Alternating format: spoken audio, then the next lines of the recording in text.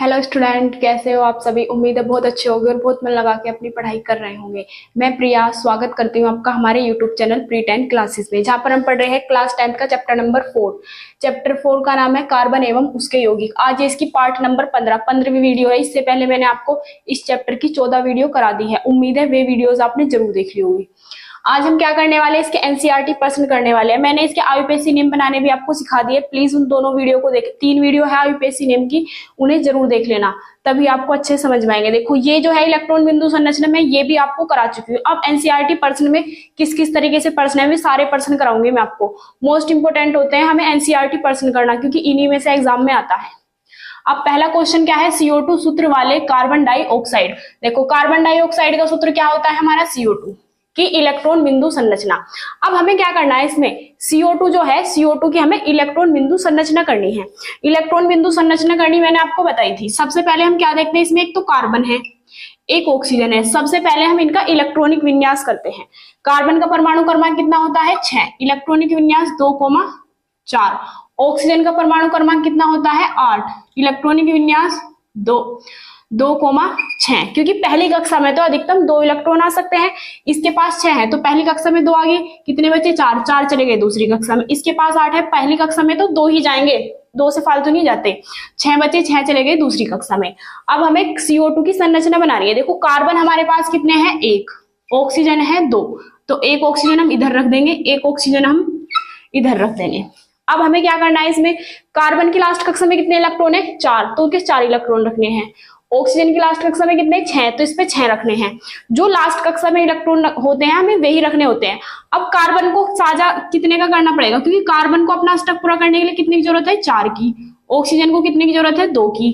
क्योंकि क्या करना चाहते हैं ये, अपनी बाहर वाली कक्षा जो दूसरी कक्षा में है, अपने 8 इलेक्ट्रॉन करना चाहते हैं। इनका यही काम होता है, तो इसलिए ये साझा करते हैं। साझे से ही ये संरचना बनती है CO2 की।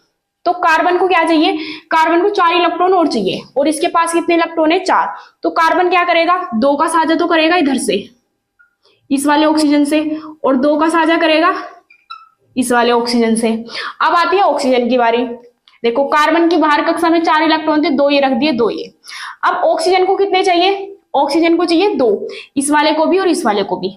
तो ये ऑक्सीजन क्या करेगा, 2 का साझा करेगा कार्बन से, तो ये साझे वाले रख लिए 2, 2 4 और 2 6। इसके 6 इलेक्ट्रॉन हमने ये रख दिए।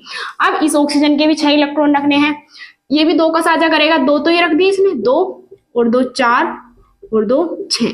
अब कार्बन को कितने बनाने हैं, 8। 4 तो खुद के हैं, 2 2 4, 2 इससे ले लिए, 2 इससे ले लिए, तो कितने हो गए, 8। इसी तरीके से इस ऑक्सीजन को भी कितने बनाने हैं, 8। 6 तो खुद के हैं, 2 2 4 2 6 और 2 इससे ले लेगा, इसके भी हो गए 8। ऐसे ही इस ऑक्सीजन के देखेंगे, इस ऑक्सीजन के भी 6 तो खुद है, 2 2 4 2 6, 2 इससे ले लेगा, क्योंकि जिसने 2 जिसे दिए हैं उससे 2 लेगा भी, तो इसे ही तो कहते हैं साझा।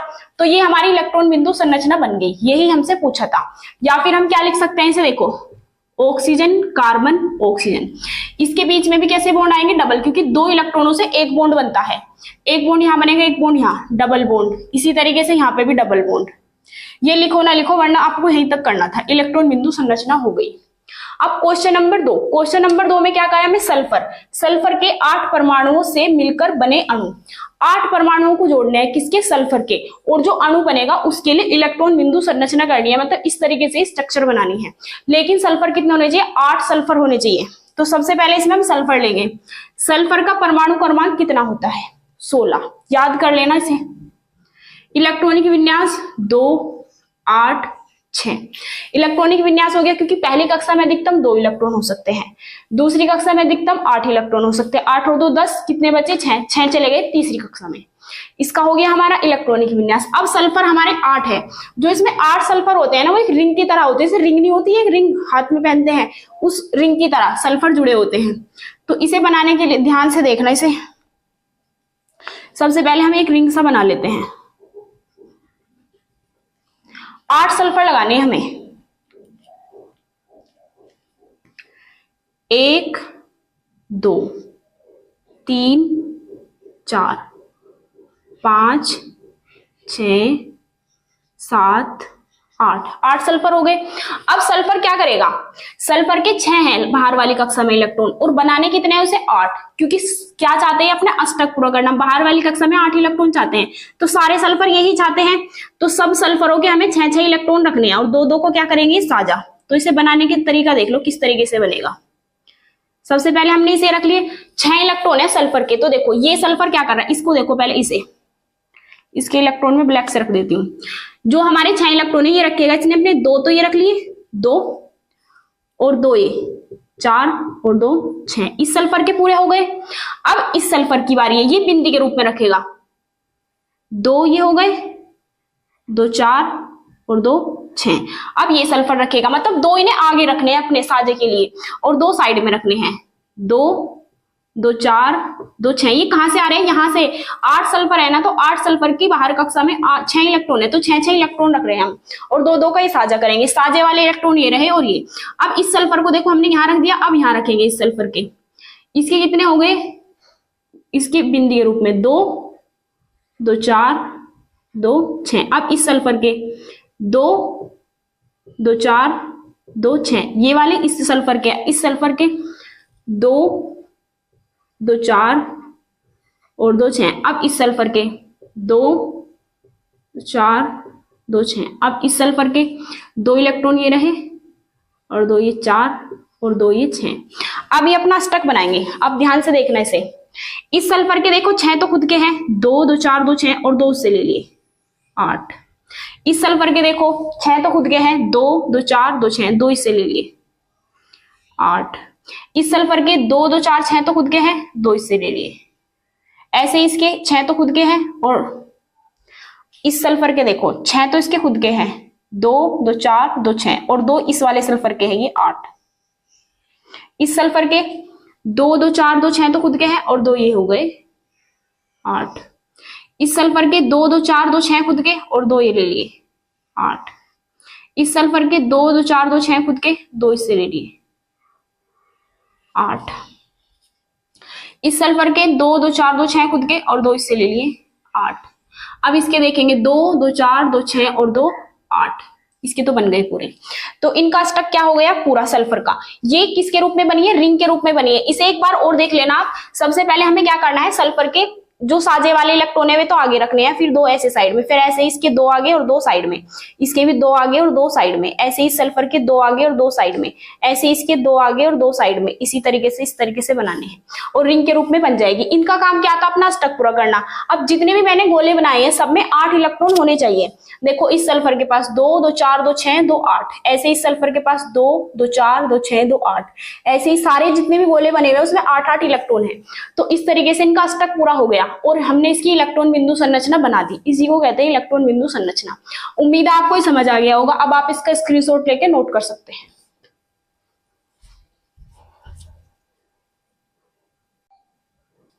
अब हम आगे करते हैं क्वेश्चन नंबर 3। क्वेश्चन नंबर 3 में हमें क्या कहा है, पेंटेन के लिए आप कितने संरचनात्मक समावयवी का चित्रण कर सकते हैं। मतलब ये कहना चाह रहा है जो पेंटेन है, पेंटेन का सबसे पहले तो हमें सूत्र पता होना चाहिए। सूत्र लिख लिया, फिर हमें पूछ रहा है कितने समावयवी संभव है। मतलब हम पेंटेन में जो कार्बन है उन्हें हम किस किस तरीके से लगा सकते हैं। संरचना सूत्र सेम रहना चाहिए, स्ट्रक्चर किस तरीके से बदली जा सकती है।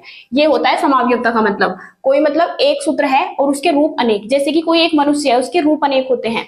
जैसे कि आप मेरा कौन सा रूप देख रहे हैं, मैं आपको पढ़ा रही हूँ, पढ़ाने वाला रूप, घर में मेरा दूसरा रूप होगा, मैं किसी की बेटी होंगी, सब जगह अलग अलग रूप होते हैं ना। तो इसी को कहते हैं हम क्या, समावयवी। जैसे कि एक लड़की है वो मेकअप करके कैसी लगती है, ऐसे ये रूप होते हैं, इन रूप को कहते हैं हम समावयवी। मतलब संरचना सूत्र तो वही है लेकिन उसकी संरचना बदल जाती है, हर जगह उसके गुण बदल जाते हैं, वो होती है समावयवता। तो अब हम इसमें पेंटेन, सबसे पहले हम क्या लिखेंगे, पेंटेन का सूत्र।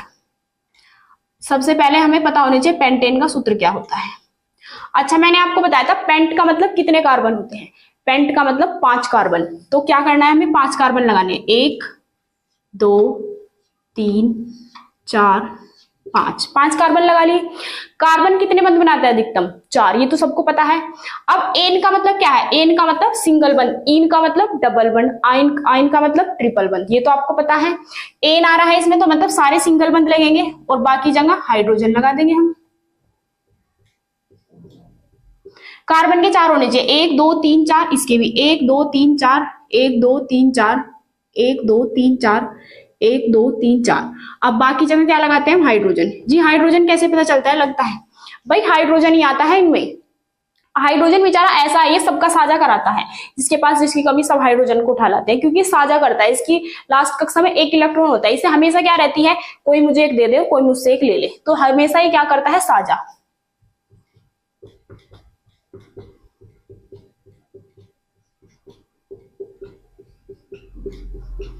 ये हो गया पेंटेन का सूत्र। क्या है ये? पेंटेन का सूत्र। सूत्र तो हमने लिख लिया। अब हमें क्या बतानी है? इसकी संरचना, संरचनात्मक समावयवता। ये तो हम हेडिंग डालेंगे इसकी संरचनात्मक समावयवता। संरचनात्मक समावयवता।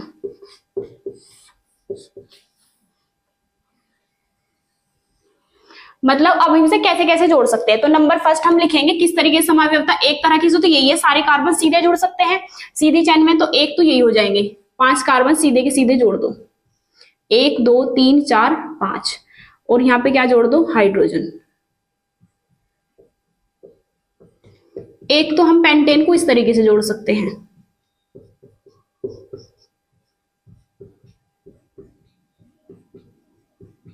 और एक हम कैसे जोड़ सकते हैं? अब नंबर दूसरी कैसे इसकी स्ट्रक्चर बन सकती है? 3 कार्बन तो जोड़ दो सीधे, मतलब चाहे 4 जोड़ दो, 4 कार्बन सीधे जोड़ दिए, और 1 कार्बन जोड़ दिया हमने इसके साकित रूप में, इस तरीके से जोड़ दिया। पर सूत्र वही होना चाहिए। इसका सूत्र देखो हमने पढ़ा क्या है? 1 2 3 4 5, 5 तो क्या है? कार्बन। हाइड्रोजन कितने? 1 2 3 4 5 6 7 8 9 10 11 12। हाइड्रोजन कितने हैं? 12। तो 5 कार्बन तो लगा दिए, हाइड्रोजन हमें 12 ही लगाने हैं। अगर 12 हाइड्रोजन लग गए तो यो संरचनात्मक समावयवी है, वरना नहीं। सारा मतलब सूत्र वही होना चाहिए। इसकी स्ट्रक्चर तो भले ही बदल जाए, लेकिन सूत्र वही होना चाहिए। हाइड्रोजन देखो, कार्बन के 4, 1 2 3 4, इसके 1 2 3 4, इस कार्बन के 1 2 3 4, 1 2 3 4, 1 2 3, और एक ये रहा 4। यहाँ पे हाइड्रोजन 1 2 3 4 5 6 7 8 9 10 11 12 हाइड्रोजन लग गए, तो इसकी संरचनात्मक समावयवी है ये। अब नंबर 3, और हम किस तरीके से जोड़ सकते हैं इसे? और हम ऐसे जोड़ सकते हैं, 3 कार्बन तो जोड़ दो सीधे सीधे, 1 कार्बन इसके ऊपर और 1 कार्बन इसके नीचे। हाइड्रोजन 12 यूज होने चाहिए अभी भी। 1 2 3, 1 2 3 हाइड्रोजन जोड़ दें। देखो ये अलग स्ट्रक्चर है, ये वाली ऊपर वाली। 1 2 3 4 5 6 7 8 9 10 11, ऐसे जुड़ा हुआ है 12 हाइड्रोजन हो गए। अब आप कहोगे जी जैसे कि इसमें जुड़ा है, यहाँ पे भी जुड़ सकता है, तो यहाँ पे भी क्या है? साइड में जुड़ेगा ऐसे, तो यहाँ पे भी जुड़ा हुआ है कार्बन ही। तो इसके केवल 3 संरचनात्मक समावयवी संभव है। एक बार तो सीधी चैन में जोड़ दो, एक बार साकित रूप में जोड़ दो। साकित आप यहाँ पे जोड़ो, यहाँ पे जोड़ो, यहाँ पे जोड़ो, यहाँ पे आपकी मर्जी है। और एक क्या जोड़ दो? एक इसके नीचे, एक इसके ऊपर, ऐसे सीधे, और 2 साकित रूप में। ठीक है, उम्मीद है आपको समझ आ गया होगा। अब आप इसका स्क्रीनशॉट लेके नोट कर सकते हैं।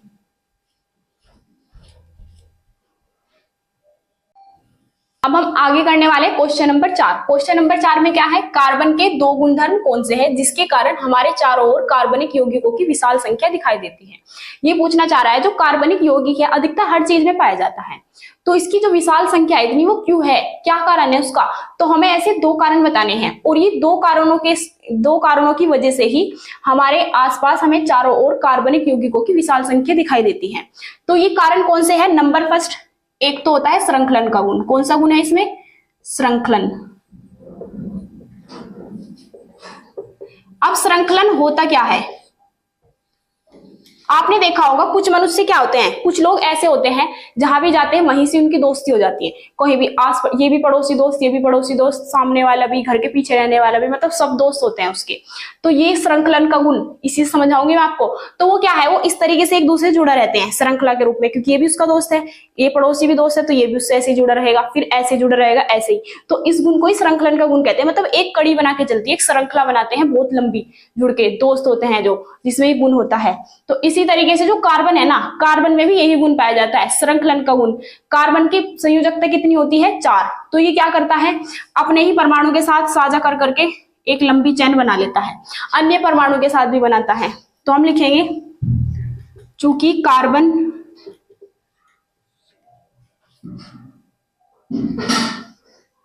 में कार्बन परमाणु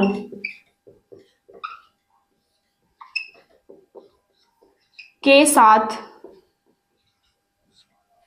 कार्बन में कार्बन परमाणुओं के साथ जुड़कर लंबी श्रृंखला बनाने का गुण होता है, बनाने का गुण होता है। जिसके कारण जो कार्बन है वो एक तो सीधे रूप में भी जुड़ सकता है और शाखित रूप में भी। जिसके कारण कार्बन सीधे तथा शाखित, शाखित का मतलब ऐसे, यहां भी कार्बन यहां भी कार्बन, सीधे का मतलब सीधी सीधी चैन। समझ में आई बात? सीधी सीधी चैन होता है, और शाखित का रूप में सीधे भी जुड़ेगा, शाखित भी जुड़ेगा, फिर ऐसे ऐसे जुड़ता जाएगा शाखित रूप में, मतलब साइड में से भी जुड़ेगा और सीधा भी जुड़ेगा, ये होता है शाखित। जिसके कारण कार्बन सीधे तथा शाखित रूप में जुड़कर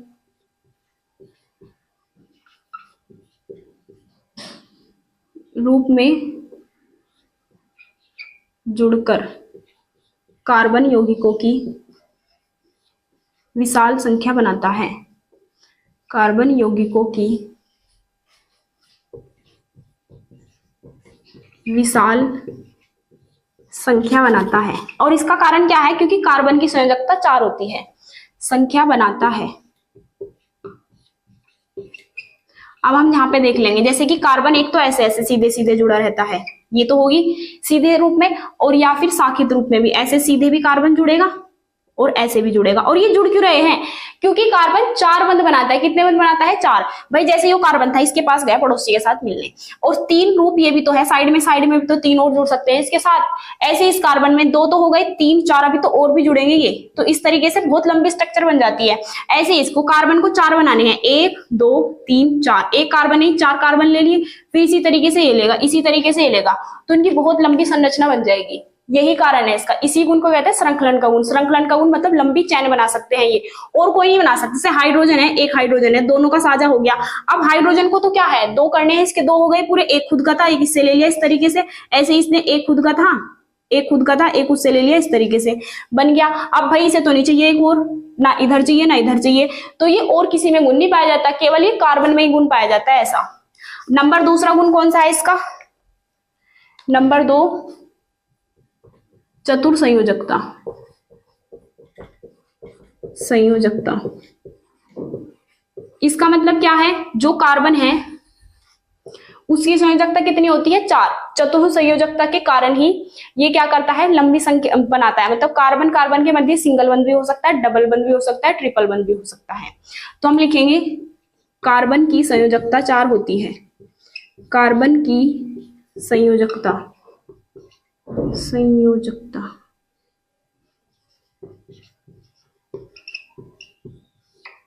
4 होने के कारण ही कार्बन कार्बन के मध्य एकला बंध,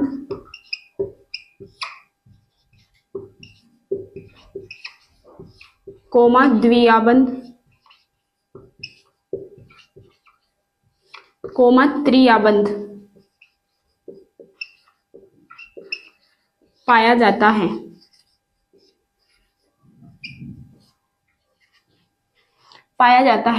हम लिख देंगे अतः इन 2 गुणों के कारण ही, 2 गुणों के कारण ही, इन 2 गुणों के कारण ही हमारे चारों ओर कार्बनिक यौगिकों की विशाल संख्या दिखाई देती है। विशाल संख्या दिखाई देती है।